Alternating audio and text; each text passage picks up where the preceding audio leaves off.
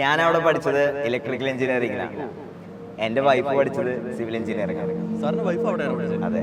നിങ്ങളുടെ love marriage ആയിരുന്നല്ലേ?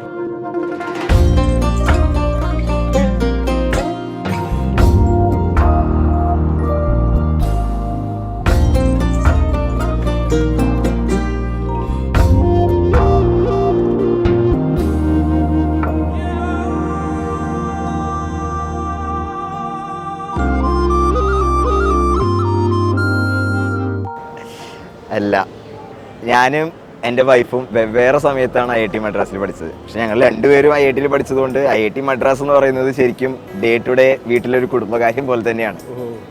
Sir, എനിക്കൊരു സംശയം. ശരിക്കും 620 ഏക്കറാണല്ലോ ഈ സ്ഥലം. അപ്പോൾ ഏകദേശം ഒരു 2 കിലോമീറ്റർ ചുറ്റളവ് ഉണ്ടാവില്ലേ? അപ്പോൾ ഡിപ്പാർട്ട്മെന്റിലേക്ക് കുട്ടികൾക്ക് എത്തിപ്പെടാൻ ഭയങ്കര പാടായിരിക്കില്ലേ അവിടെ? സാറേ, ക്യാമ്പസിനുള്ളിൽ ബസ് സർവീസ് ഉണ്ട്, ഫുൾ ഫ്രീ ആണ്.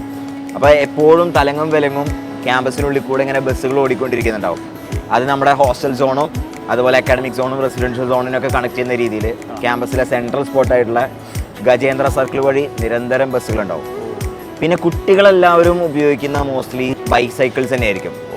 അപ്പോൾ നമുക്ക് നമ്മുടെ സ്വന്തമായിട്ട് നമ്മളെല്ലാവരിലും സൈക്കിൾ ഉണ്ടാവും. ആ സൈക്കിൾ ഉപയോഗിച്ചിട്ടാണ് യാത്ര ചെയ്യുക. അപ്പോൾ ക്യാമ്പസിനകത്ത് ഇങ്ങനെ സൈക്കിളിൽ ഇറങ്ങാൻ നല്ല വൈബായിരിക്കും അല്ലേ?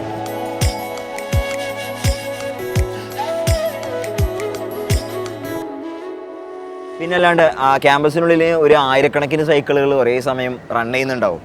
അത് മാത്രമല്ല, കുട്ടികൾ ഇപ്പം എനിക്ക് തോന്നുന്നത് ഞാൻ അവിടെ പഠിച്ച സമയം ഏകദേശം ഒരു 5000 കിലോമീറ്ററോളം സൈക്കിളിൽ സഞ്ചരിച്ചിട്ടുണ്ട്. അപ്പോൾ നമുക്കൊന്ന് പുറത്ത് പോകണമെങ്കിൽ അല്ലെങ്കിൽ നല്ല ഫുഡ് കഴിക്കാനൊക്കെ പുറത്ത് പോകണമെങ്കിൽ സൈക്കിളിൽ പോകാമല്ലോ അല്ലേ? സാറേ, ഫുഡ് കഴിക്കാൻ വേണ്ടിയിട്ട് ക്യാമ്പസിന് പുറത്ത് പോകേണ്ട യാതൊരു ആവശ്യമില്ല. കാരണം ക്യാമ്പസിനുള്ളിൽ തന്നെ കോമൺ മെസ്സ് ഉണ്ട് എല്ലാവർക്കും. മെഗാ മെസ്സ് ഉൾപ്പെടെ, ഹിമാലയ എന്ന് പറഞ്ഞ മെഗാ മെസ്സ് ഉൾപ്പെടെ ഉള്ള മെസ്സ്, കഫറ്റീരിയകൾ, പിന്നെ നമുക്ക് വേണ്ടി കഫേ കോഫി ഡേ, പിന്നെ ചെന്നൈയിലെ ഏറ്റവും ഫേമസ് ആയിട്ടുള്ള അറേബ്യൻ റെസ്റ്റോറൻറ്റ് ഉണ്ട്, സൈത്തൂൻ്റെ ബ്രാഞ്ച് ഉണ്ട് ക്യാമ്പസിനുള്ളിൽ. പിന്നെ മെസ്സിൽ തന്നെ നമുക്ക് സൗത്ത് ഇന്ത്യൻ ഡിഷ് കിട്ടും, നോർത്ത് ഇന്ത്യൻ ഡിഷ് കിട്ടും. അതേപോലെ തന്നെ നമ്മൾ മലയാളികൾക്ക് വേണ്ട സ്പെഷ്യൽ മെനു ആണെങ്കിൽ അത് ഉൾപ്പെടെ ക്യാമ്പസിനുള്ളിൽ അവൈലബിൾ ആണ്.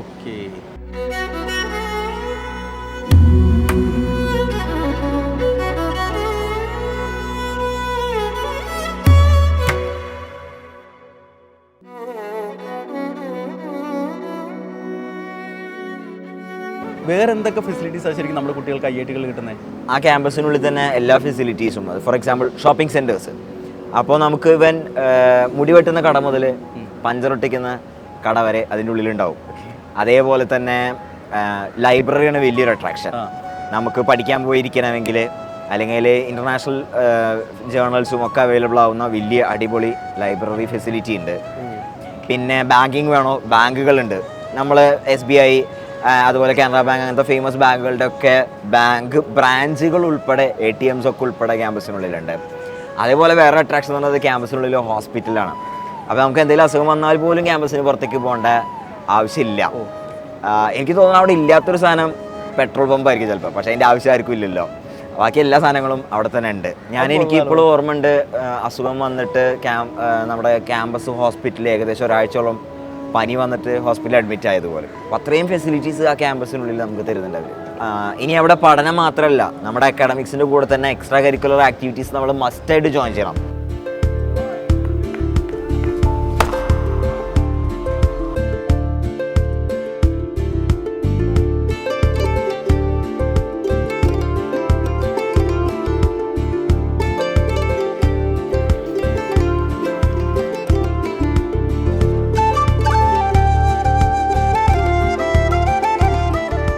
അതൊന്നെങ്കിൽ NSS സർവീസോ അല്ലെങ്കിൽ NCCയോ അല്ലെങ്കിൽ എന്തെങ്കിലും ഒരു സ്പോർട്സിൽ നമ്മൾ എൻറോൾ ചെയ്യണം. അത് കംപ്ലീറ്റ് ചെയ്താൽ മാത്രമേ നമുക്ക് കോഴ്സ് കഴിഞ്ഞ് പുറത്തേക്ക് ഇറങ്ങാൻ പറ്റുള്ളൂ. അക്കാഡമിക് സോൺ ആവട്ടെ, അതായത് ഡിപ്പാർട്ട്മെൻറ്റുകളൊക്കെ ആവട്ടെ, ഹോസ്റ്റൽ സോൺ ആവട്ടെ അല്ലെങ്കിൽ റെസിഡൻഷ്യൽ സോൺ ആവട്ടെ, ഇവിടെയൊക്കെ through out the campus high speed internet connectivity available ആണ്. അതുപോലെ തന്നെ സ്പോർട്സ് അവിടെ മെയിൻ ഒരു ഐറ്റാണ്. പഠനത്തിന് പുറമെ നമുക്ക് എന്ത് സ്പോർട്സ് വേണമെങ്കിലും അവിടെ കളിക്കാനുള്ള ഗ്രൗണ്ടുകൾ കാര്യങ്ങളുണ്ട്. ക്രിക്കറ്റ്, ഫുട്ബോൾ ഗ്രൗണ്ട്, അതുപോലെ ഒളിമ്പിക് സൈസ് സ്വിമ്മിംഗ് പൂള്, ഇതെല്ലാം ഉണ്ട്. അതിന് പുറമെ ഓപ്പൺ എയർ തിയേറ്റർ ഉണ്ട്. അതായത് എല്ലാ ആഴ്ചയും അവിടെ ലേറ്റസ്റ്റ് മൂവി റിലീസ് ചെയ്യും. ഒരു 5000-6000 പേർക്ക് ഒരേ സമയം ഇരുന്ന് മൂവി കാണാൻ പറ്റുന്ന ഫെസിലിറ്റി. സാറിന് ഒരു 12 കൊല്ലം മുമ്പ് 2011 ക്രിക്കറ്റ് വേൾഡ് കപ്പ് സാറിന് ഓർമ്മ ഉണ്ടോ?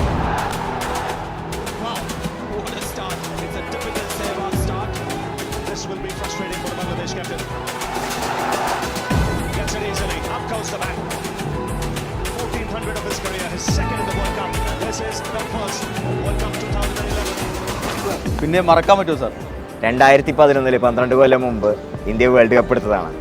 അന്ന് കളി നടക്കുന്നത് ഇന്ത്യയിലാണ്. അതെ. അപ്പോൾ നമ്മൾ ചെന്നൈ സിറ്റിയിൽ ചെപ്പോക്ക് സ്റ്റേഡിയത്തിൽ കളി നടക്കുമ്പോൾ ഇന്ത്യൻ ക്രിക്കറ്റ് ടീം പ്രാക്ടീസ് ചെയ്യാൻ വേണ്ടിയിട്ട് IIT മദ്രാസിലെ ക്രിക്കറ്റ് ഗ്രൗണ്ടിൽ വരുമായിരുന്നു. അതുപോലെ തന്നെ ഭയങ്കരമായിട്ട് ഇപ്പോഴും നല്ല ഓർമ്മയിലുള്ളൊരു കാര്യം എന്ന് വെച്ചാൽ അന്നത്തെ world cup final open air തിയേറ്ററിൽ ഇരുന്നിട്ട് ആ ക്യാമ്പസിനുള്ളിൽ ആയിരക്കണക്കിന് കുട്ടികളുടെ ഒപ്പം ഇരുന്നിട്ട് ആ ഫൈനൽ കാണുന്നതും ഇന്ത്യ കപ്പ് എടുക്കുന്നതൊക്കെ കാണാൻ പറ്റുന്നതും ഭയങ്കര ഒരു ഫീലിംഗ് ആയിരുന്നു.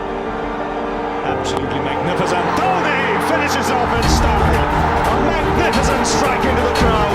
India lift the World Cup after 28 years. The parties start in the dressing room, and it's an Indian captain who's been absolutely magnificent in the night of the final. Well, he's demolished it. He really has. 91 from 79 deliveries. MS Dhoni, 8 fours, 2 sixes. Look at the scenes here. Great joy for Alan Carey. Great joy, you would say. നമ്മുടെ കുട്ടികൾ ആരെങ്കിലും അവിടെ പഠിക്കുന്നുണ്ടോ? പിന്നെ അല്ലാണ്ട്